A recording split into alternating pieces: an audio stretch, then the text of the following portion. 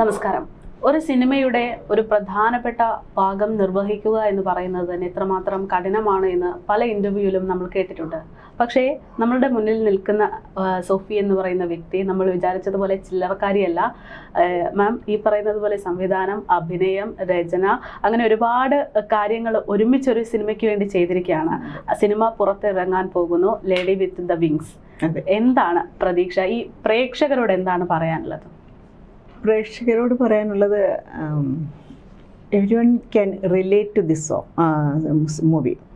ഇപ്പോൾ ഒരു സ്ത്രീയുടെ നമ്മൾ എല്ലാ വാക്സ് ഓഫ് ലൈഫിലും, അപ്പോൾ ഒരു സെഗ്മെൻറ്റിൽ താഴെ നിൽക്കുന്നവരാണെങ്കിലും മിഡിൽ ക്ലാസ് ആണെങ്കിലും ഈവൻ അപ്പർ ക്ലാസ് ആണെങ്കിലും സ്ത്രീകളുടെ പ്രശ്നം ഒന്നാണ്. വേൾഡ് വൈഡ്, നമ്മുടെ ഇന്ത്യയുടെ മാത്രമല്ല വേൾഡ് വൈഡ് പ്രശ്നങ്ങൾ ഒന്നാണ്. പക്ഷേ ഇൻറ്റൻസിറ്റി വ്യത്യാസം കാണാം. നമ്മൾ കുറച്ചുകൂടെ ഒപ്രസ്ഡ് ആയിരുന്നു. ഇപ്പം നമ്മൾ കുറേ വി ആർ കമ്മിങ് ഔട്ട്. ഒരു ഫെമിനിസ്റ്റ് മൂവ്മെൻറ്റിലേക്ക് പോയിക്കൊണ്ടിരിക്കുന്ന ഒരു കാലഘട്ടത്തിൽ, അതുപോലെ അവയർനെസ്, സ്ത്രീകൾക്ക് അവയർനെസ് വന്നു കഴിഞ്ഞു. I am not suppose to be under oppression എന്ന് ഫീലിംഗ് വരുന്ന ഒരവസ്ഥയിലേക്ക് സ്ത്രീകൾ വരുന്നുണ്ട്, എത്തിയിരിക്കും. ഈ ഒരു സ്റ്റേജിലും still there is a long way to go. ഇപ്പം നമ്മളൊരു ഫിസിക്കൽ ഓപ്പറേഷൻ അല്ലെങ്കിൽ കൂടിയും mentally we are still on the തടവറയിൽ തന്നെയാണ്. കാര്യം നമ്മൾ പറയത്തില്ലേ, ഒരു ആനയെ നമ്മൾ മെരിക്കുന്നത് കുട്ടിയായിരിക്കുമ്പം ചങ്ങലയിടും. ചങ്ങലയിട്ട് four a long period of time ആ ആന ആ ചങ്ങലയുടെ ആ മുറിവിലും ആ ഒരു പ്രഷറിൽ നിൽക്കുന്ന കാരണം ഇത് വലുതായാലും ഇതിനെ റിലീസ് ചെയ്ത് ഓടിപ്പോവുകയല്ല. അപ്പോൾ ഈ ഒരു സംഭവം നമ്മുടെ സ്ത്രീകളുടെ ഇവല്യൂഷനിൽ, ഈ വളർച്ചയിൽ വന്നിട്ടുണ്ട്. നമ്മളെല്ലാവരും അത് ഫേസ് ചെയ്തിട്ടുണ്ട്. പണ്ട് നമ്മുടെ കുട്ടിക്കാലത്തുണ്ടായിരുന്ന അവസ്ഥയല്ല. ഇപ്പം people are coming out and they are more aware. നമ്മുടെ സോഷ്യൽ മീഡിയ കാരണം, സോഷ്യൽ മീഡിയ എല്ലാവരും നെഗറ്റീവായിട്ട് പറയുന്നെങ്കിൽ it's a great blessing. Social media കാരണം we know where is our, നമ്മുടെ ബൗണ്ടറി എത്രമാത്രം ഉണ്ടെന്നും, boundary it is a psychological boundary ആയാലും ഫിസിക്കൽ ബൗണ്ടറി ആയാലും ഇമോഷണൽ ബൗണ്ടറി ആയാലും ദാറ്റ് ഈസ് അത് ബ്രേക്ക് ചെയ്യാൻ കഴിയുമെന്നുള്ളൊരവസ്ഥയിലേക്ക് സ്ത്രീകൾ എത്തിയിരിക്കുന്നു. അപ്പോൾ in all walks of life സ്ത്രീകളുടെ എല്ലാ മേഖലയിലുള്ള സ്ത്രീകൾക്ക് റിലേറ്റ് ചെയ്യാൻ കഴിയുന്ന ഒരു movie. How you can go out of ഈ ബബിളിൽ നിന്നും, ഈ ഒരു ബൗണ്ടറിയിൽ നിന്നും മാറി ലൈഫ് പർപ്പസിലേക്ക് മൂവ് ചെയ്യണമെന്നും അത് ചെയ്യാനുള്ള ഒരു ഇൻസ്പിറേഷൻ ഇഫ് ബിന്ദു എന്ന കഥാപാത്രത്തിന് ആകാമെങ്കിൽ വൈ കാണ്ട് ഐ എന്ന് തോന്നുന്ന ഒരു അവസ്ഥയിലേക്ക് കൊണ്ടുവരിക എന്നാണ് ഈ സിനിമയുടെ മൂവിയുടെ മെസ്സേജ്. അതായത് പേര് പോലെ തന്നെ സ്ത്രീകൾക്ക് വേണ്ടി സംസാരിക്കുന്ന ഒരു സിനിമയാണ് എന്ന് വ്യക്തമായിട്ട്. മാം ഇപ്പോൾ ഈ പറയുന്നത് പോലെ സ്ത്രീകൾ അറിയാതെയാണെങ്കിലും ഈ ചങ്ങലയ്ക്കുള്ളിലാണ്, അല്ലെങ്കിൽ ഒരു ബന്ധനസ്ഥയായിട്ട്, അത് ലോങ് ടേം ഒരു സ്ലേവറി കിടന്നതിൻ്റെ പ്രശ്നമാണ്. നമുക്കൊരു ഫ്രീഡം കിട്ടിയാലും അതെടുക്കാൻ ഒരു സൈക്കോളജിക്കൽ ഒരു ഇനേഷ്യ അവിടെ ബാക്കി കിടക്കുന്നു. ഇപ്പം നമ്മുടെ നെഞ്ചിന് കുറുകെ പൂണുനൂല് കിടക്കുന്ന ഒരു ഡയലോഗ് പറയുന്ന പോലെ നമ്മുടെ ആ നെഞ്ചിന് കുറുകെ കിടക്കുന്ന ഒരു ചങ്ങല ഷുഡ് ബി, അത് ബ്രേക്ക് ചെയ്യാൻ നമ്മൾ വിചാരിക്കുന്ന അത്രയും വലിയ പാടില്ല. പക്ഷേ സോഷ്യൽ സ്റ്റിഗ്മയുണ്ട്, കൾച്ചറൽ പ്രോബ്ലംസ് ഉണ്ട്, എൻവയോൺമെൻറ്റൽ പ്രോബ്ലംസ്. നമ്മുടെ ആ കൾച്ചറിൽ നിന്ന് നമുക്ക് മൂവ് ചെയ്യാൻ ഇപ്പോഴും കഴിഞ്ഞിട്ടില്ലെന്നാണ് വിചാരിക്കുന്നത്. ഇപ്പം നമ്മൾ this is my body, this is my dress, I can wear like that എന്ന് പറയുന്ന യുവതലമുറ വരുന്നെങ്കിൽ പോലും അക്സെപ്റ്റ് ചെയ്യാൻ ഒരുപാട് ആളുകൾ, നമുക്ക് എക്സ്റ്റേണൽ ഒരു ഫ്രീഡം അല്ല വേണ്ടത്. First of all we need from the basic level.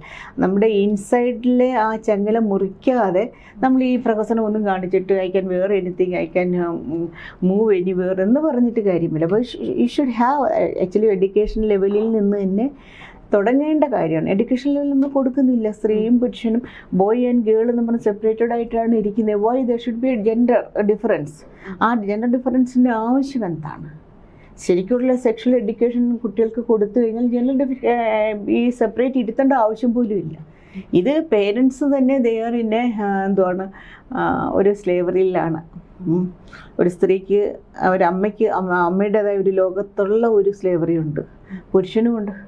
Social expectation, ഒരു സ്ത്രീയെ പ്രൊട്ടക്റ്റ് ചെയ്യാനുള്ള ആളാണ് പുരുഷനെന്ന് പറയുന്നത്. പക്ഷേ ബോത്ത് ആർ ഇൻഡിപെൻഡൻറ്റ്. രണ്ടുപേരും ഇൻഡിപെൻഡൻ്റ് ആണ്. രണ്ടുപേർക്കും ഈ ഭൂമിയിൽ ജീവിക്കാനുള്ള എല്ലാ അവകാശവും ഉണ്ട്.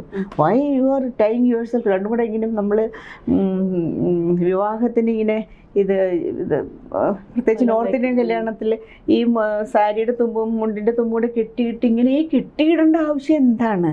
You are independent people. Man and woman both are independent. If you are living together, make it as a good music. മാം ഈ പറയുന്നത് പോലെ ഞാൻ മനസ്സിലാക്കിയെടുത്തോളം സ്ത്രീകൾക്ക് വേണ്ടി സംസാരിക്കുന്ന ഒരു സിനിമ. മാം ആണെങ്കിൽ ഈ പറയുന്നത് പോലെ തുടക്കത്തിൽ ഞാൻ പറഞ്ഞതുപോലെ പല വേരിയേഷനിലുള്ള ജോലികൾ ഒരുമിച്ച് ചെയ്തിരിക്കുന്ന സിനിമയാണ്. അപ്പോൾ എൻ്റെ ഒരു ചോദ്യം എന്ന് പറയുന്നത്, നമുക്ക് ഇപ്പോൾ തന്നെ ഒരുപാട് സിനിമകളുണ്ട്. ആ സിനിമകളിൽ ഒട്ടുമിക്കതും സ്ത്രീകൾക്ക് വേണ്ടി സംസാരിച്ചിട്ടുള്ള സിനിമകളാണ്. അപ്പോൾ അതിൽ നിന്ന് വ്യത്യസ്തമായിട്ട് ഈ ഒരു കാര്യം കിട്ടുമെന്ന് പറയുമ്പോൾ മാമിൻ്റെ സിനിമയിലൂടെ മാം എന്താണ് ഉദ്ദേശിക്കുന്നത്? സ്ത്രീകൾക്ക് വേണ്ടി സംസാരിക്കുന്നത് കൂടുതലും എക്സ്റ്റേണൽ സംസാരമാണ് ഉണ്ടാകുന്നത്. ആ എക്സ്റ്റേണൽ സംസാരം കൊണ്ട് നമുക്ക് വലിയ മെച്ചമൊന്നും ഉണ്ടാകാൻ പോകുന്നില്ല. ഓക്കെ, നമുക്ക് സ്കിൽ ഡെവലപ്മെൻറ്റ് ചെയ്യാം, നമുക്ക് സ്ത്രീകൾക്ക് മരത്തെ കയറാം, സ്ത്രീകൾക്ക് പ്ലെയിൻ ഓടിക്കാം, ഇതെല്ലാം ചെയ്യാം. പക്ഷേ ആ slavery is still lying over there. ഒരു സ്ത്രീ എന്തുകൊണ്ട് പുറത്തോട്ട് വരുന്നില്ല, അല്ലെങ്കിൽ വരുന്നതിൽ എന്തുകൊണ്ട് ലിമിറ്റ്, അല്ലെങ്കിൽ ഒരു മാരേജ് കൊണ്ട് എന്തുകൊണ്ട് നിന്നു പോകുന്നു? ഈ മാരേജ് അല്ലെങ്കിൽ ഒരു സ്ത്രീക്ക് ഒരു പാർട്ട്ണർ ഉണ്ടായേ തീരൂ, ഉണ്ടെങ്കിൽ പിന്നെ ആ ഒരു സിസ്റ്റത്തിൽ ചെന്ന് കഴിഞ്ഞാൽ പിന്നെ അവിടുന്ന് ഒരു മോചനമില്ല. Means we are trapped somewhere. ചൈൽഡ്ഹുഡിൽ നിന്ന് ഒരു ട്രാപ്പിൽ നിന്ന് ഫാമിലി യൂണിറ്റിലേക്ക് വന്ന് ആ ട്രാപ്പിൽ നിന്ന് വീണ്ടും സോഷ്യൽ സ്റ്റിഗ്മയിൽ ആ ട്രാപ്പിൽ കുഞ്ഞുങ്ങളെ വളർത്തി പിന്നെ നമ്മൾ ആ ഒരു 25 വയസ്സായ കുഞ്ഞുങ്ങളെ നമ്മൾ വീണ്ടും വളർത്തിക്കൊണ്ടിരിക്കും. അപ്പോൾ ഒരു സ്ത്രീയുടെ യാത്ര ഇത് തന്നെയാണ്. ഈ ടോട്ടലി ഇങ്ങനെ ഒരു ചുഴിയിൽപ്പെട്ട അവസ്ഥയിൽ സ്ത്രീകൾ പോവുകയാണ്.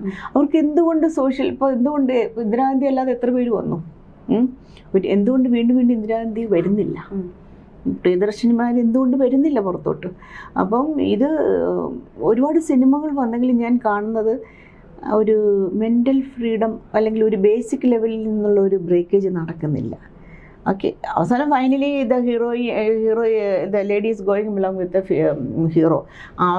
അതിനുള്ളൊരു യാത്രയാണ്. അല്ലെങ്കിൽ ഒരു ഫൈനൽ വാറ് ചെന്നെത്തുന്നത് സ്ത്രീക്ക് ഒരു പുരുഷനെ കിട്ടാൻ വേണ്ടിയുള്ളൊരു വാറ്. മഹാഭാരതത്തിൽ നടന്ന പോലെ വേറൊരു വാറ് പോലെയാണ് ഇത് കൊണ്ടെത്തുന്നത്. ഈ സ്ത്രീയുടെ ഫ്രീഡം എവിടെയാണ്? ആ ബൗണ്ടറി എങ്ങനെ നമുക്ക് ബ്രേക്ക് ചെയ്യാൻ പറ്റും? എഡ്യൂക്കേഷൻ അവയർനെസ് ഫസ്റ്റ് കൊടുക്കണം. പിന്നെ എഡ്യൂക്കേഷനിൽ കൂടി മാത്രമേ ഇല്ലാത്തപ്പോൾ ഈ സ്ത്രീ ബിന്ദു എന്നുള്ള കഥാപാത്രം തൊഴിലുറപ്പ് കഥാപാത്രമായിട്ട് പോകുന്നെങ്കിലും ലൈഫിൽ പല ചേഞ്ചസും വന്ന് തിരിച്ചു വന്ന് അവളുടെ കൂട്ടുകാരികളെ യഥാസ്ഥാനപ്പെടുത്തുകയാണ്. അവർക്ക് പിന്നെ ലൈഫിൽ ഫിനാൻഷ്യൽ സ്റ്റെബിലിറ്റി കിട്ടാൻ വേണ്ടി അവരെ ഒരുക്കുവാണ്. അപ്പം നമുക്കൊരു മൾട്ടിപ്പിൾ ഇൻകം വേണമെന്നും നമ്മൾ ഒരാളെ മാത്രം ഡിപ്പെൻഡ് ചെയ്ത് കഴിയരുതെന്ന് പറയുന്ന ഒരു മെസ്സേജ് മാത്രമല്ല, ലീവ് ലൈക്ക് ദാറ്റ്. മാം ഇപ്പോൾ പറയുന്നത് പോലെ സ്ത്രീകൾക്ക് വേണ്ടി ഉള്ള ഒരു സിനിമ, ബിന്ദു എന്ന് പറയുന്ന കഥാപാത്രം ഒരു തൊഴിലുറപ്പ് തൊഴിലാളിയിൽ നിന്ന് ഉള്ള ഒരു കഥ എന്ന് വേണമെങ്കിൽ പറയാം. അങ്ങനെയുള്ള ഒരു യാത്ര. അപ്പോൾ നമുക്ക് ഈ പറയുന്ന പോലെ ഇതിന്റെ രചയിതാവും മാം തന്നെ ആയതുകൊണ്ട് ചോദിക്കാം, എവിടെ നിന്നാണ് ഈ ഒരു ഇൻസ്പിറേഷൻ കിട്ടിയത് ഇങ്ങനെ ഒരു കഥയ്ക്ക്?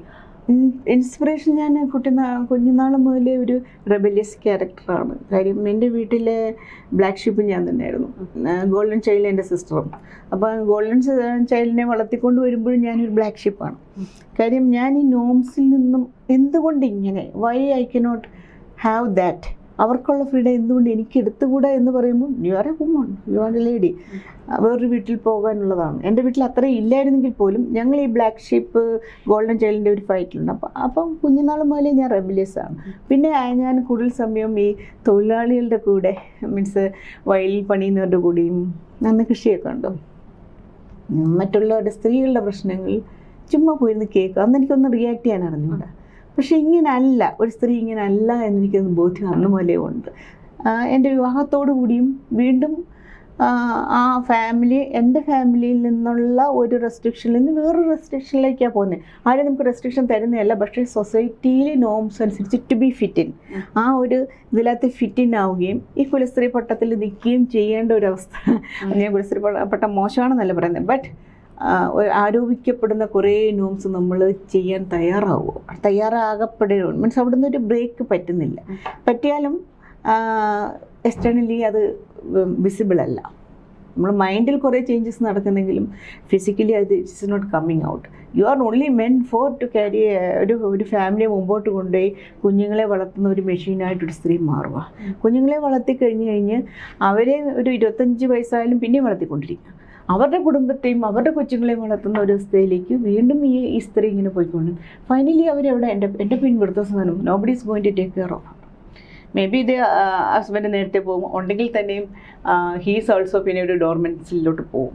പിന്നെ ഈ കുഞ്ഞുങ്ങൾ അവസാനം ഫൈനലി കൊണ്ടുവന്ന് യൂട്ടിലിറ്റി കഴിഞ്ഞാൽ ഒരു സാധനത്തെ ഉപേക്ഷിക്കപ്പെടുന്നു നമ്മുടെ നാട്ടിൽ നിന്ന് തന്നെ നടക്കുന്നത്, കൊണ്ട് വൃദ്ധസ്ഥാനത്തിൽ കൊണ്ടിടുക. സോ അവളുടെ ഗ്രോത്ത് എന്തിനായിരുന്നു? ഇത്രയും നല്ലൊരു വേൾഡിലേക്ക് എന്തുകൊണ്ട് ഷി ടുക്ക് എ ബർത്ത്? പക്ഷെ അങ്ങനെ ചോദിക്കുമ്പോഴും അമ്മയാകുന്നു, ഭാര്യയാകുന്നു എന്നൊക്കെ പറയുമ്പോഴും മറുവശത്ത് പുരുഷനും ഇതേ രീതിയിലുള്ള ഒരു യാത്രയല്ലേ.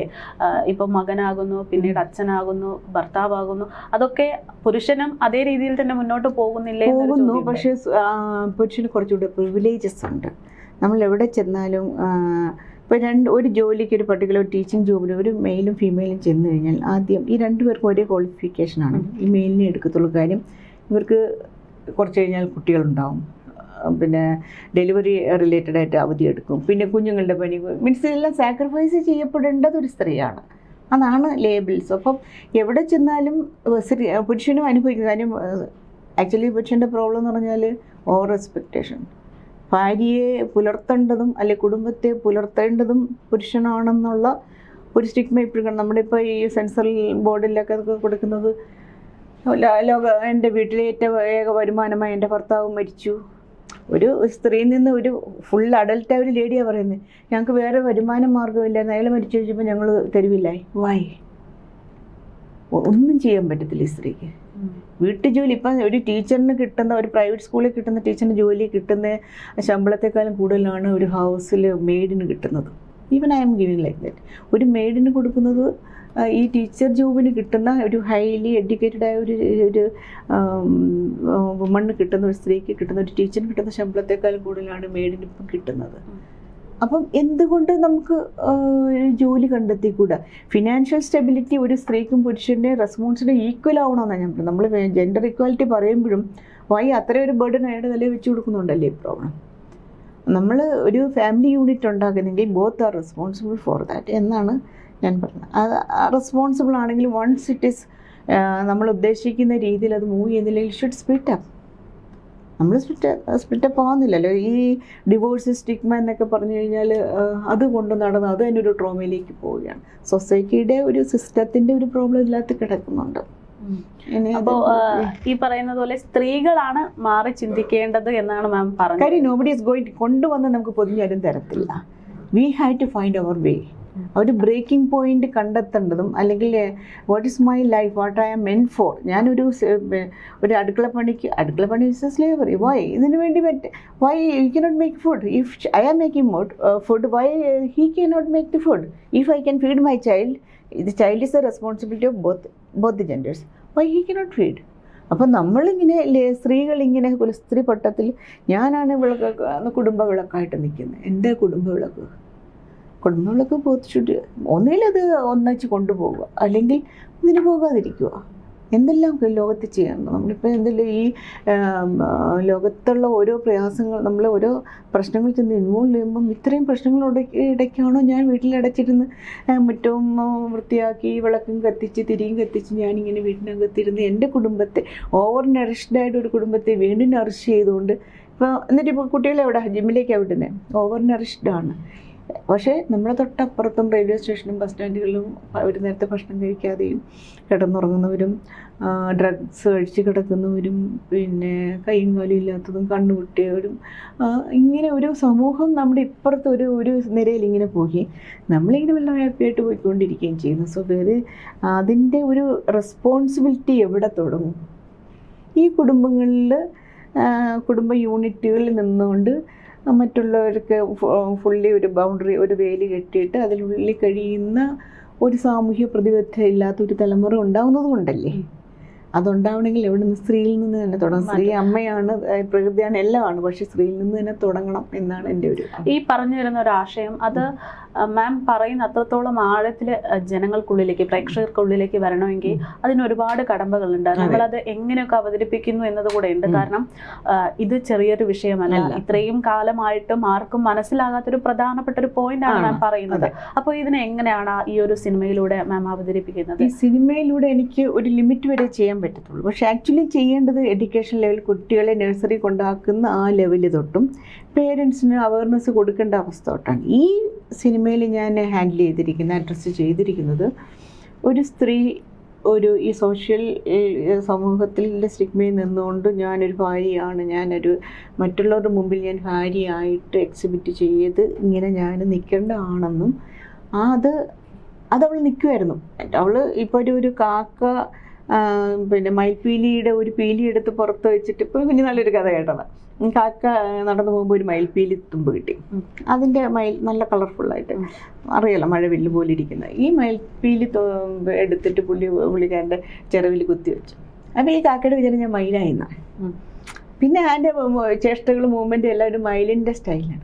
അതാണ് ഒരു കുലസ്ത്രീ പട്ടത്തിലേക്ക് പോയ ബിന്ദുവിനും തോന്നിയത്. ബിന്ദുവിൻ്റെ ഒരു ഷാജി എന്നുള്ളൊരു ഒരു വലയത്തിൽ നിന്നുകൊണ്ട് ഷാജി എൻ്റേതാണോ, ഞാൻ ഷാജിയുടേതാണ്, പക്ഷേ എൻ്റെ കൂട്ടുകാരെല്ലാം നോക്കുന്നത് ഞങ്ങളെ അസൂയോട് നോക്കുന്നു. പക്ഷെ അത് മെയിൻറ്റെയിൻ ചെയ്തു പോകുന്ന അത്ര എളുപ്പമല്ല. അപ്പോൾ she want to maintain that stigma. ഞാൻ ഭയങ്കര അട്രാക്റ്റീവാണ്, ഞാൻ ഭയങ്കര സ്മാർട്ടാണ്, എന്നെ കഴിഞ്ഞൊരു വേറൊരു ലോകം ഷാജിക്കില്ല. ഈ ഒരു ഇതിൽ കൊണ്ടുപോകാൻ അവൾ കുറേ നേരം ദൂരം പോയി. കുറച്ച് കഴിഞ്ഞപ്പോഴാണ് ബ്രേക്ക് വരുന്നത്. ഇത് അവളൊരു ഫാൾസ് ബബിളിലായിരുന്നു എന്ന് തോന്നുന്ന ബ്രേക്കിംഗ് പോയിന്റിലാണ് അവൾ ഇത് പിന്നെ ഒരു നാച്ചുറൽ വേയിൽ അവൾക്ക് ചെയ്യാവുന്നതൊക്കെ അവൾ ചെയ്യും. അതിൽ തിരിച്ചു കൊണ്ടുവരാം ഒക്കാത്തൊരു ബ്രേക്കിംഗ് പോയിന്റിലാണ് അവൾക്ക് മനസ്സിലാവുന്നത് എൻ്റെ എന്നുള്ള എക്സ്പെക്റ്റേഷൻ ഇതല്ല. ഞാനൊരു വ്യക്തിയാണ്, എല്ലാ ഐഡൻറ്റിറ്റിയുമുള്ളൊരു വ്യക്തി. മറ്റേ ഷാജി എന്നുള്ള കഥാപാത്രത്തിൻ്റെ ഐഡൻറ്റിറ്റിയിലാണ് ഇവിടെ നിൽക്കുന്നത്. കുറേ കൂട്ടുകാരികൾ മുമ്പിൽ എക്സിബിറ്റ് ചെയ്ത് ഓവറായിട്ട് മേക്കപ്പ് ചെയ്ത് ഓവറായിട്ട് അവരുടെ മുമ്പിൽ എക്സിബിറ്റ് ചെയ്ത് ഞങ്ങൾ ഭയങ്കര റൊമാൻറ്റിക് ആണെന്ന് കാണിക്കാൻ വേണ്ടിയുള്ള ചേഷ്ടകളൊക്കെ കാട്ടിക്കൂട്ടുന്നുണ്ട്. അപ്പോൾ അതിൽ നിന്ന് അവൾക്കൊരു ബ്രേക്ക് ഡൗൺ, ഇത് എല്ലാവരുടെ മുമ്പിൽ അവളുടെ ഐഡൻറ്റിറ്റി, അവളുടെ മാസ്ക് മാറ്റപ്പെടുകയാണ്. അപ്പോഴാണ് അവളുടെ വ്യക്തമായിട്ട് ഞാൻ ഇത്രയും വൾനറബിളായിട്ടൊരു ക്യാരക്ടർ ഐഡൻറ്റിറ്റി ഇല്ലാത്ത ഒരാളാണെന്നുള്ള ഈഗോ ബ്രേക്ക് ചെയ്യുമ്പോഴാണ് നമുക്ക് മനസ്സിലാവും. ആ ഈഗോ ബ്രേക്കിൽ നിന്ന് ശരിക്കും ബ്രേക്ക് ഡൗൺ ആണ് നടക്കേണ്ടത്. അവർ ടോട്ടലി തീരേണ്ടതാണ്. പക്ഷേ she is coming out gradually.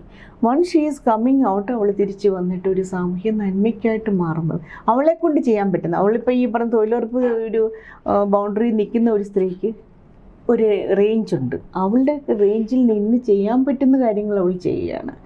അവളുടെ മറ്റ് പഴയ കൂട്ടുകാരികളെ കൊണ്ടുവന്നു, അവർക്ക് മൾട്ടിപ്പിൾ ഇൻകം ഉണ്ടാക്കുന്ന ഒരു സോഴ്സസ് കണ്ടെത്തുന്നു, ഒരു വഴിയിൽ കിട്ടിയ ഒരു കുഞ്ഞിന് അമ്മയാകുന്നു, വൃദ്ധസദനങ്ങളിൽ ഒരു വോളണ്ടിയറായിട്ട് വർക്ക് ചെയ്യുന്നു. അവൾ ആക്ച്വലി അവൾക്ക് പണ്ടും പോലെ ഒരു സ്കില്ലുണ്ടായിരുന്നു. അവളുടെ സ്കില്ല് ഡെവലപ്പ് ചെയ്ത് ഒരു ഫാഷൻ ഡിസൈനറായിട്ട് മാറും. നമ്മളെല്ലാവരും പോലെ ഒരു സ്കില്ലുണ്ട്. ആ സ്കില്ല് നമ്മൾ അവിടെ ഇങ്ങനെ ഇട്ടിട്ടാണ് ഒരു നോർമൽ ജോലിയിലേക്ക് പോയിക്കൊണ്ടിരിക്കുന്നത്. പക്ഷേ we need something to feed. നമുക്കൊരു ഡെയിലി ബ്രെഡ് ആവശ്യമാണ്. ബട്ട് സം സ്കിൽ, ഒരു ആർട്ട് മാത്രമേ നമ്മളെ ലിബറേറ്റ് ചെയ്യൂ. അപ്പം ഷീ ഈസ് കമ്മിങ് ഔട്ട്. അവളുടെ ഉണ്ടാക്കുന്ന ആ സ്കില്ലിനെ അവൾ ഡെവലപ്പ് ചെയ്തും അവിടെ ഒരു ഹയർ സ്റ്റേജിലോട്ട് എത്തുകയും അതിൻ്റെ പൈസ, അതിന് കിട്ടുന്ന ഇൻകം ഫിനാൻഷ്യൽ സ്റ്റെബിലിറ്റി ആയിട്ട് അത് മറ്റ് സാമൂഹ്യ നന്മയ്ക്കായിട്ട് ഡിസ്ട്രിബ്യൂട്ട് ചെയ്യുന്നതാണ് ഇതിൻ്റെ എൻഡ് എത്തുന്നത്. അപ്പോൾ ബിന്ദുവിനെ പോലെ ഒരു ക്യാരക്ടറിന് അവിടെ എത്താമെങ്കിൽ മറ്റുള്ളവർക്ക് എന്തുകൊണ്ട്, മറ്റ് സ്ത്രീകൾക്ക് എന്തുകൊണ്ടായിക്കൂടാ? പുരുഷനെ ഞാൻ ഇല്ലാത്ത ഇത് വിക്ടിമൈസ് ചെയ്യുന്നില്ല. പക്ഷേ അവർക്കും അവരുടേതായ സ്പേസ് കൊടുക്കണം. നോബഡി ഈസ് ഈ ജെൻഡർ ഇക്വാലിറ്റി എന്ന് പറയുമ്പം അത് മൈൻഡിൽ തന്നെ ഉണ്ടാകേണ്ടതാണ്. ആരൊക്കെയാണ് ഈ സിനിമയിലെ പ്രധാനപ്പെട്ട മറ്റു കഥാപാത്രം? മറ്റേ ബിന്ദുവിൻ്റെ ക്യാരക്ടർ ഞാൻ തന്നെയാണ് ചെയ്തിരിക്കുന്നത്. സന്തോഷ് കീഴായിട്ടാണ് ഷാജി എന്ന കഥാപാത്രം ചെയ്തിരിക്കുന്നത്. നമ്മൾ നടിച്ചിട്ടുണ്ട്. ഹസ്ബൻഡ് അല്ല, ആക്ച്വലി അവർ ഒന്നിച്ച് പുറത്തങ്ങ് ജീവിക്കുക. ഇപ്പോഴത്തെ ലിവിങ് ടുഗദറിൻ്റെ ഒരു ഗ്രാമീണ വേഷനാണല്ലോ ഒന്നിച്ച് പൊറുക്കുക എന്നുള്ളത്. പക്ഷേ രജിസ്ട്രേഷൻ ഒന്നുമില്ല. ഞാനിന്ന് എൻ്റെ ഭാര്യ ആയിക്കോളാം, ഭർത്താവായിക്കോളാം എന്നും പറഞ്ഞ് കുറച്ച് നാൾ ഒന്നിച്ച് ജീവിക്കുകയും ഒരു രജിസ്ട്രേഷൻ ഇല്ലാതെയും സമൂഹത്തിൻ്റെ ഒരു ഇതില്ലാത്തതുകൊണ്ടെന്തോ സിഗ്നേച്ചർ ഇല്ലാത്തതുകൊണ്ട് ഇയാൾക്ക് എപ്പം വേണമെങ്കിലും പോകാം എന്നുള്ള ഒരു നെഗറ്റീവ് സൈഡ് അവിടെ ഉണ്ട്. അപ്പോൾ അങ്ങനെ ഇരിക്കുന്ന ഒരാളാണ് ഷാജി പോകുന്നത്. പിന്നെ ഒരു വില്ലൻ കഥാപാത്രമായിട്ട് വരുന്ന നമ്മുടെ രാജേഷ് ഹെബ്ബാർ നല്ലതായിട്ട് ചെയ്തിട്ടുണ്ട്. പിന്നെ ബാക്കി സാധാരണ ലൈഫിൽ നിന്നുള്ളവരെയാണ് ഞാൻ കൂടുതൽ എടുത്തിട്ടുള്ളത്. എങ്ങനെയായിരുന്നു ഈ ഒരു ക്യാരക്ടേഴ്സിനെയൊക്കെ സെലക്ട് ചെയ്യുന്ന എഴുതുമ്പോഴേ എനിക്ക് ഒരു ക്യാരക്ടർ ഇങ്ങനെ ആയിരിക്കണം. ഒരു ചുള്ളൻ കഥാപാത്രം, സ്നേഹം നടിച്ചിട്ട് ചീറ്റ് ചെയ്യുന്നൊരു ക്യാരക്ടർ, അതാണ് ഷാജിയുടെ ഒരു ക്യാരക്ടർ വന്നേക്കുന്നത്. അപ്പോൾ ഈ കഥാപാത്രങ്ങളൊക്കെ ആദ്യമേ മൈൻഡിലുണ്ടായിരുന്നു. പക്ഷെ അങ്ങനെ ഒരു ക്യാരക്ടർ ഇങ്ങനെ മൈൻഡിൽ നമ്മുടെ തിരശ്ശീല നമ്മൾ കാണുമല്ലോ, കണ്ടപ്പം എനിക്ക് ഇവരെ തന്നെയാണ് സെലക്ട് ചെയ്യാൻ പറ്റിയത്. പിന്നെ എൻ്റെ ബഡ്ജറ്റിൽ നിൽക്കണമല്ലോ, അപ്പോൾ എൻ്റെ ബഡ്ജറ്റിലും എൻ്റെ റീച്ചബിൾ ഇതിൽ നിന്നും കൊണ്ട് ഞാൻ മാക്സിമം ചെയ്തു. വിചാരിച്ച പോലെ പാട്ടുകളൊക്കെ എങ്ങനെയായിരുന്നു? അതും മാം തന്നെയാണല്ലോ? ലിറിക്സ് എല്ലാം ഞാൻ തന്നെയാണ് എഴുതിയത്. പാട്ടുകളെ ഞാൻ ഓരോ മ്യൂസീഷ്യൻ്റെയും കൂടെ പോയിരുന്നു, എനിക്കിതാണ് വേണ്ടി എന്നുള്ള രീതിയിൽ അവരുടെ മ്യൂസിക്കിൻ്റെ കൂടെ ഇരിക്കും. അവരത് ഞാൻ ഉദ്ദേശിക്കുന്ന ലെവലിൽ എത്തുന്നവരെ എനിക്ക് അവരോട് ഇരിക്കും. അവരതുപോലെ കോപ്പറേറ്റ് ചെയ്യും. എല്ലാവരും കോപ്പറേറ്റ് ഇല്ല, ചിലർ പറയും മടുത്തു പറ്റത്തില്ലെന്ന് പറയും. പക്ഷേ എനിക്ക് കുറച്ച് നിർബന്ധങ്ങളുള്ള ഒരു വ്യക്തി ആയതുകൊണ്ട് എന്നെ അക്കോമഡേറ്റ് ചെയ്യാൻ ഇച്ചിരി കുറച്ച് പാടാന്ന് എനിക്ക് തോന്നിയിട്ടുണ്ട്. പക്ഷേ എല്ലാവരും കോപ്പറേറ്റ് ചെയ്യുകയും ചിലർക്ക് ഓവർ എക്സ്ട്രാ മൈൽ എൻ്റെ കൂടെ വന്നു, means they were doing it very sincerely. ചിലർക്കൊക്കെ ഇറിറ്റേഷൻ വരുമെങ്കിലും ഞാൻ ഉദ്ദേശിച്ച ലെവലിൽ തന്നെ ആ സോങ്ങിലേക്ക് എത്തി. അപ്പോൾ മാമിനോട് ഇങ്ങനെ എല്ലാം കൂടെ ഒരുമിച്ച് ചെയ്യണമായിരുന്നു എന്ന് ഒരാൾ ചോദിച്ചു കഴിഞ്ഞാൽ മാമിന് എന്തായിരിക്കും മറുപടി പറയാനുള്ളത്? ആക്ച്വലി ഇതിനേക്കാൾ ഇപ്പോൾ ഒരു ഫിലിം ആയതുകൊണ്ട്, ഒരു മൂവി ഇത്രയും എടുത്തത് കൊണ്ട് നമുക്ക് തോന്നും പിന്നെ അതൊരു വലിയ ടാസ്ക് ആയിരുന്നു. ഒരു സ്ത്രീ ഇതിനേക്കാൾ കിച്ചണിലും ഒരു കുടുംബത്തിലും ചെയ്യുന്നുണ്ട്. മൾട്ടി ടാസ്ക്കാണ് ചെയ്യുന്നത്. ഒരു ടാസ്ക് എന്ന് പറഞ്ഞാൽ ഒരു കുഞ്ഞിനെ വളർത്തി അതിനെ കൊണ്ട് ഒരു ജോലിയാക്കി അതിൻ്റെ കുഞ്ഞുങ്ങളെയും വളർത്തി ഈ കുടുംബത്തിലെ എല്ലാ ഇതും ചെയ്യുന്നു. ഞാൻ എനിക്കുള്ള റെസ്പോൺസിബിലിറ്റി ഞാൻ പണ്ട് മുതലേ തീർക്കും. ഞാൻ ഉറങ്ങുന്നതിന് മുമ്പിട്ട് എൻ്റെ റെസ്പോൺസിബിലിറ്റി തീർന്നു നോക്കിയിട്ട് ഉറങ്ങുന്ന ഒരാൾ, അല്ലെങ്കിൽ എനിക്ക് ഓർക്കും വരില്ല. അപ്പോൾ ഇതെനിക്ക് ടാസ്ക് ഒത്തിരി ഒന്നിച്ച് വന്നെങ്കിൽ എനിക്ക് അറിയാൻ വയ്യാത്ത പല മേഖലകളും, ലൈറ്റ് യൂണിറ്റ് എങ്ങനെ ഹാൻഡിൽ ചെയ്യണം, ക്യാമറ യൂണിറ്റ് എങ്ങനെ ഹാൻഡിൽ ചെയ്യണം, ബാക്കി അവർക്ക് ഫുഡ്, ഇതെല്ലാം അറേഞ്ച് ചെയ്യുന്നത് വലിയൊരു ടാസ്ക് ആയിരുന്നു അറ്റ് എ ടൈം. കാര്യം നമ്മൾ ക്യാമറയുടെ മുമ്പിൽ നിന്നുകൊണ്ട് വേണം ഇതെല്ലാം ചെയ്യാൻ. That was a big task. പക്ഷേ എനിക്ക് ചെയ്ത് കഴിഞ്ഞപ്പോൾ ഐ ഫീൽ അക്കംപ്ലിഷ്ഡ്, സാറ്റിസ്ഫൈഡ് ആണ്. കാര്യം അത്രയും ചെയ്യുക എന്നുള്ളതും ഇത് ഫൈനൽ സ്റ്റേജിലോട്ട് എത്തിക്കുക എന്നുള്ളത് നമുക്ക് ചെയ്യാം. പക്ഷേ ഫൈനൽ സ്റ്റേജിൽ എത്തിക്കുക എന്ന് പറഞ്ഞാൽ നമ്മൾ ആ ട്രാക്കിലെ ഫിനിഷിംഗ് പോയിന്റിൽ എത്തിക്കഴിഞ്ഞാൽ എന്ന് പറയുന്ന ഒരു ഉണ്ടല്ലോ, ആ ഒരു അവസ്ഥയായിരുന്നു. എന്നാണ് നമ്മുടെ പടം ഇറങ്ങാൻ? 26 ജൂണിലാണ് റിലീസ് ചെയ്യുന്നത്. അതെ. ഓക്കെ. അപ്പോൾ ഈ വരുന്ന പ്രേക്ഷകരോട് എന്താണ് മാമിന് പറയാനുള്ളത്? ഇത് കാണണം എന്നുള്ളതൊക്കെ ഏതൊരു സിനിമയിലും പ്രൊമോഷനിലും നമ്മൾ പറയുന്ന കാര്യമാണ്. പക്ഷെ അതിനുപരി ഈ സിനിമ കാണുന്നത് കൊണ്ട് അവർക്ക് എന്തായിരിക്കും ഒരു നേട്ടം ഉണ്ടാകാൻ പോകുന്നത്? അത് ഇമോഷണൽ സ്റ്റെബിലിറ്റി, അല്ലെങ്കിൽ ഇമോഷണൽ എന്താ പറയുന്നത്, എന്താ അതിനൊരു കറക്റ്റ് വേർഡില്ല, ഇമോഷണലി നമ്മൾ എങ്ങനെ ആ ഒരു ലെവലിലേക്ക് എത്തും. ഫിനാൻഷ്യലി സ്റ്റേബിൾ നമ്മൾ പറയുന്നത് ഇമോഷണൽ സ്റ്റെബിലിറ്റി എത്താൻ വേണ്ടി നമ്മുടേതായ ഒരു എഫേർട്ട് ഇട്ടെങ്കിൽ നമ്മൾ എത്തുകയുള്ളൂ. നമുക്ക് ഡ്രീം ചെയ്യാം, എന്ത് വേണമെങ്കിലും ഡ്രീം ചെയ്യാം. That is dream. പക്ഷേ ഡ്രീം 2-3 കുറച്ച് നാൾ കഴിയുമ്പോഴത്തേക്കും അത് നിന്നു പോകുന്ന അവസ്ഥയിലല്ല. ഈ finish through it, see the journey. ആ ഒരു ജേണിയിലോട്ട് തീർത്ത് കഴിയുമ്പോഴാണ് നമുക്ക് ഓക്കെ നമുക്കത് അക്കംപ്ലിഷ് ചെയ്തെന്ന് തോന്നുന്നു. ആ ഒരു അക്കംപ്ലിഷ്മെൻറ്റ് ഏത് ഫീൽഡിലും, ഇപ്പം ഞാനിപ്പോൾ സിനിമ മാത്രമൊന്നുമല്ല, നിങ്ങളുടെ ലൈഫിലെ എല്ലാ കാര്യങ്ങളും, ഒരു സ്ത്രീക്ക് ഉള്ള മെൻ്റൽ സ്റ്റെബിലിറ്റി, മെൻ്റൽ എൻഡുറൻസ് പുരുഷനില്ല. ഇപ്പോൾ നമ്മൾ ടാറ്റു ഒക്കെ എടുക്കാൻ ചെല്ലുമ്പോഴും ആണുങ്ങളിടന്ന്, സ്ത്രീകൾ ഈസി ആയിട്ട് ടാറ്റു ചെയ്തിട്ട് ഇറങ്ങി പോകും, ആണുങ്ങളിവിടെ കിടന്ന് സ്ട്രഗിൾ ചെയ്യുകയാണ്. ബിക്കോസ് ഒരു പേഷ്യൻസും അത് സഹിക്കാനുള്ള എൻഡുറൻസ് എപ്പോഴും സ്ത്രീകൾക്കാണുള്ളത്. അപ്പോൾ ഇത്രയും കഴിവുള്ളൊരു സ്ത്രീകൾ മസിൽ പവർ ഒഴിച്ച് ബാക്കി എല്ലാത്തിലും മെൻ്റൽ പവർ ആണെങ്കിലും മെയിൻറ്റെയിൻ ചെയ്തൊരു ഫിനിഷിംഗ് പോയിലോട്ട് എത്തിക്കുന്നതൊക്കെ സ്ത്രീകളാണ്. അപ്പോൾ ആ എൻ്റെ ഒരു പോയിന്റ് ഓഫ് വ്യൂവിൽ, അപ്പോൾ അങ്ങനെ നിൽക്കുന്ന സ്ത്രീകൾക്ക് വൈ കാണ്ട് they do find their own way, their own liberation. Liberation എന്ന് പറഞ്ഞാൽ ചുമ്മാ റോഡിൽ ഫ്രീ ആയിട്ട് നടക്കണമെന്നല്ല ഞാൻ പറയാം. ലിബറേഷൻ ഈസ് എൻ്റെ മൈൻഡിലാണ്. ഫിനാൻഷ്യൽ സ്റ്റെബിലിറ്റി ഇല്ലാതെ ഒരു സ്ത്രീക്ക് സ്വന്തം ഐഡൻറ്റിറ്റി കീപ്പ് ചെയ്യാൻ പറ്റില്ല. First of all financial stability, പിന്നെ അവരുടെ ടാലൻറ്റുകൾ. അപ്പോൾ നമ്മൾ പുസ്തകപ്പുഴയായിട്ട് പഠിച്ചൊരു ഡോക്ടറാണോ എഞ്ചിനീയറാണോ എന്ന് മാത്രമല്ല പറയുന്നത്. There are so many other. ലോകം ഇങ്ങനെ സ്പ്രെഡ്, എസ്പെഷ്യലി ഇപ്പം ഒരു സോഷ്യൽ മീഡിയയുടെ സമയത്ത് you can have your own art will liberate you. ഏത് തരത്തിലുള്ള ആർട്ടാണ്. There is a no age limit, no limit, physical limit. അത് കണ്ടെത്തിയിട്ട് put a signature before going. ഒരു സമൂഹത്തിന് ഈ നമ്മൾ ഉൾപ്പെടുന്ന ഈ സ്പീഷീസിന് എന്തെങ്കിലും ചെയ്തിട്ട് തിരിച്ചു പോവുക. നമ്മളിപ്പോ ഈ പറയുന്നത് പോലെ ഏതൊരു കാര്യവും നമ്മൾ ഓർക്കുന്നത് ഒരു പേരിലൂടെയാണ്. ഈ സിനിമയുടെ കാര്യമാണെങ്കിലും നമ്മൾ സ്ത്രീകളെ കുറിച്ച് സംസാരിക്കാൻ വരുന്നു എന്ന് പറയുമ്പോൾ സിനിമയുടെ പേര്, ടൈറ്റിൽ എന്ന് പറയുന്നത് ലേഡി വിത്ത് ദ വിങ്സ് എന്ന് പറയുന്നത്. ആ ഒരു പേരിലേക്ക് എങ്ങനെയാണ് എത്തുന്നത്? പേരിൽ ആക്ച്വലി ഞാൻ എഴുതുമ്പോഴൊക്കെ ഒരു ഇൻവിസിബിൾ സോഴ്സ് എനിക്ക് വരുന്നുണ്ട്. ഈ ഒരു പിക്ചർ ഞാൻ ഓൾറെഡി ആ കഥാപാത്രം കാക്കയായിട്ട് ഞാൻ ഓൾറെഡി കണ്ടു. ഒരു മേ ബി ഒരു എന്താ പറയുന്നത് ലൂസിഡ് ഡ്രീമിലായിരിക്കാം. അതാണ് ആ തീമിലേക്ക് കയറിയത്. അപ്പോഴാണ് ലേഡി വിത്ത് വിങ്സ് എന്നുള്ളത് വന്നത്. എൻ്റെ റൈറ്റിങ്സിൽ ഞാനൊരു കഥാപാത്രങ്ങളെ സൃഷ്ടിച്ച് കുറച്ച് എഴുതി കഴിയുമ്പോൾ they start talking to me. അപ്പോൾ എനിക്ക് ഒരു ഇനിഷ്യൽ ഒരു സ്റ്റാർട്ടിൻ്റെ ആവശ്യമേ പിന്നെ ഇറ്റ് കംസ് അങ്ങനെ ഒരു ഓട്ടോമാറ്റിക്കലി ഒരു ഇൻറ്റ്യൂഷൻ എനിക്ക് വരാറുണ്ട്. അങ്ങനെ വന്നൊരു അപ്പോൾ അതിന് ഈ സൂട്ടബിളായിട്ട് പേര് ഞാൻ തന്നെ സെലക്ട് ചെയ്തു. പക്ഷേ ഓരോ പിക്ചറൈസ് പീസ് ബൈ പീസ് നമ്മുടെ പണ്ടത്തെ ഫിലിമിലില്ലേ അതേപോലെ എൻ്റെ ഇങ്ങനെ എൻ്റെ റൈറ്റിങ്ങിൽ ഒരു ലൂസിഡ് ഡ്രീംസിൽ എനിക്ക് വരും. അങ്ങനെ എത്തിയൊരു പേരാണ്. അപ്പോൾ അതുപോലെ തന്നെ ഇതിന്റെ ഷൂട്ടിങ്ങും കാര്യങ്ങളൊക്കെ എങ്ങനെയായിരുന്നു? സിനിമ എന്ന് പറയുന്നത് നമ്മൾ വിചാരിച്ച പോലെ പെട്ടെന്ന് ഒരു സ്റ്റുഡിയോ അങ്ങനെയൊന്നും സെറ്റ് ചെയ്യാൻ പറ്റുന്ന കാര്യമില്ലല്ലോ. പല സ്ഥലങ്ങളിൽ പോകണം. ഈ പറയുന്നത് പോലെ സ്ത്രീയാണ്, അപ്പോൾ മാമിൻ്റെതായിട്ടുള്ള ഒരുപാട് ബുദ്ധിമുട്ടുകൾ ഉണ്ടാകും. പക്ഷെ അതിനൊക്കെ മറികടന്നുകൊണ്ട് ഒരു സിനിമ പൂർത്തീകരിച്ചിരിക്കുകയാണ്. അപ്പൊ എങ്ങനെയായിരുന്നു ഇതിന്റെ ഷൂട്ടിംഗ് ഒക്കെ? ഷൂട്ടിങ് കൂടുതലും വെള്ളയാണി, മറ്റേ കിരീടം, ട്രിവാൻഡ്രം, നെടുമങ്ങാട്, പിന്നെ കൊല്ലത്ത് പുനലൂര്, ചടയമംഗലം ഏരിയക്ക്. പക്ഷേ കൂടുതൽ ആദ്യത്തെ ഒരു 10-13 ദിവസത്തെ ഷെഡ്യൂളിൽ ഒരു വീട് ബേസ്ഡ് ആയിട്ട് ബിന്ദുവിൻ്റെ വീട് ബേസ്ഡ്, ബാക്കിയെല്ലാം നമ്മൾ സ്ട്രീറ്റിലായിരുന്നു എന്ന് തോന്നുന്നു. ഇപ്പോഴും വഴികളിലായിരുന്നു. അപ്പോൾ ഈ വഴികളിൽ തന്നെ ഫുഡും വെള്ളവും സപ്ലൈ ചെയ്യുക, പിന്നെ ഹോട്ടലില്ലാത്ത ഏരിയകൾ വരും. ഇതെല്ലാം നമ്മൾ പ്രീ പ്ലാനിങ് പറ്റത്തില്ല. കാര്യം ചില സമയത്ത് അവിടെ ഉടനെ മഴ പെയ്യും, അല്ലെങ്കിൽ ലൈറ്റ് ഇല്ലാതെ വരും. ഒത്തിരി കഷ്ടപ്പെട്ടു. ഷൂട്ടിങ്ങിനിടയ്ക്ക് ഒരുപാട് കഷ്ടപ്പെട്ടു. ഷെഡ്യൂളുകളിൽ പിന്നെ ഞാൻ ഉദ്ദേശിച്ചേക്കാൾ ഒരു 3 times ഷെഡ്യൂളായി. ഈവൻ ഇതിൻ്റെ എക്സ്പെൻസും ഞാൻ ഉദ്ദേശിച്ചതിനേക്കാളും 3 times. കാര്യം നമ്മൾ ഉദ്ദേശിക്കുന്ന ഈ ഒരു ടൈം ഫ്രെയിമിൽ നിർത്താൻ പറ്റില്ല. അല്ലെങ്കിൽ നമ്മളൊരു പറഞ്ഞ പോലെ ഒരു സ്റ്റുഡിയോയിലായിരിക്കണം. സ്റ്റുഡിയോയിൽ ഇപ്പം ഞാനൊരു ക്രോഡ സോങ് മാത്രമേ സ്റ്റുഡിയോയിൽ ചെയ്യാൻ പറ്റിയിട്ടുള്ളൂ. ഒരു ഇതുണ്ടല്ലോ, ഒരു സൈക്കോളജിക്കൽ ഒരു സോങ് ഉണ്ട്, ദ ക്രോ സോങ്. അത് മാത്രമേ സ്റ്റുഡിയോ. ബാക്കിയെല്ലാം ഒന്നിലൊരു വീട്, അല്ലെങ്കിൽ മോസ്റ്റ്ലി ഓൺ ദ സ്ട്രീറ്റ് എന്ന് പറയത്തില്ലായിരുന്നു. എത്ര കാലം എടുത്തു മാം ഇങ്ങനെ ഒരു സിനിമ?